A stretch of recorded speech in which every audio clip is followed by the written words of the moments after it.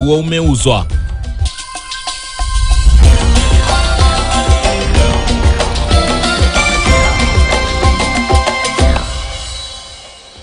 Ujambo, nikitumai kwamba jioni yako inakwendea vema. Mimi naitwa Ali Manzu, andamana nami hadi tamati kwa taarifa kuu za KTN leo kupitia lugha ya ishara. Basi tunaye Pretty Janet. Kulizuka kizaazaa nje ya makao makuu ya afisi ya tume ya maadili na kupambana na ufisadi hapa Nairobi EACC wakati wafuasi wa gavana wa kaunti ya Kiambu Kimani Wamatangi walipofanya maandamano kushinikiza kuachiliwa kwake baada ya kukamatwa na makachero wa EACC mapema hii leo. Kwenye taarifa ya EACC ambayo inasema kuwa Wamatangi ni miongoni mwa watu 9 ambao wanaochunguzwa katika sakata ya shilingi bilioni 1.5 inayohusisha kandarasi yenye utata.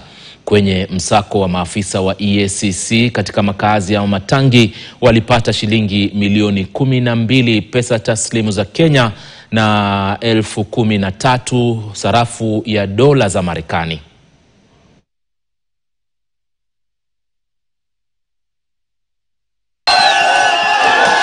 Mchakato wa kutiwa mbaroni kwa gavana wa Kiambu Kimani Wamatangi ulihusisha msafara uliofunga barabara ya Kenyatta Avenue baada ya waandamanaji kutaka kuona gavana wao ambaye alikuwa ametiwa mbaroni na makachero wa tume ya maadili na kupambana na ufisadi EACC mapema leo. Situongee tukitoka ndani kwanza. Tusikie kwanza what they have to say, but let's talk kwanza. Wakati wa kukamata kwake, makachero hao pia walifanya msako kwenye makazi ya Wamatangi na kwenye pekua wakapata pesa taslim shilingi milioni 12 na zingine dola za Marekani 13,000 zikichukuliwa kutumiwa kama ushahidi. Kuna kiongozi mmoja wa kipango ya juu alinipigia simu na tukaongea naye, akaniambia wewe hata ukimaliza miaka hii yako utamaliza kama umepakwa matope sana.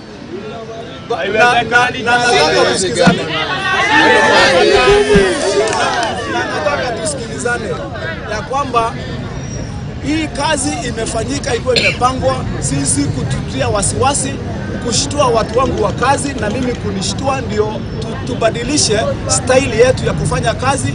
Tuseme ile maneno yenye tunatakiwa tuseme na hatusemi. Wafuasi wa gavana Wamatangi walikita kambi nje ya makao makuu ya EACC Nairobi kwa takriban saa 6 wakitaka gavana huyo kuachiliwa huru.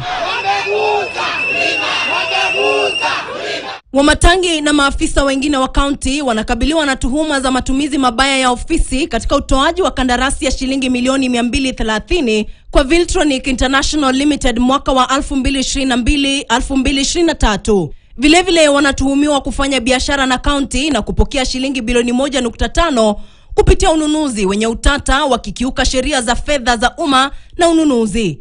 Mbali na gavana, EACC ilipekua nyumba na ofisi za watu wengine 8 ambao ni Bernard Thauri, Peter Njoroge, Nancy Njeri, Salome Mudhoni, William Kinyanjui, Phyllis Wanjiru, Henry Mburu na Paul Kibe.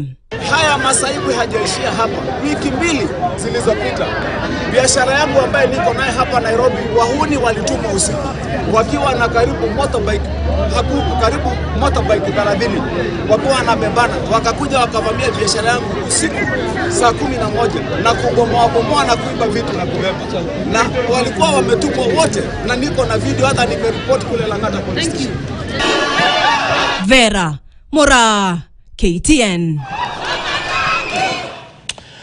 Wateja abiria wa magari ya usafiri wa umma kampuni ya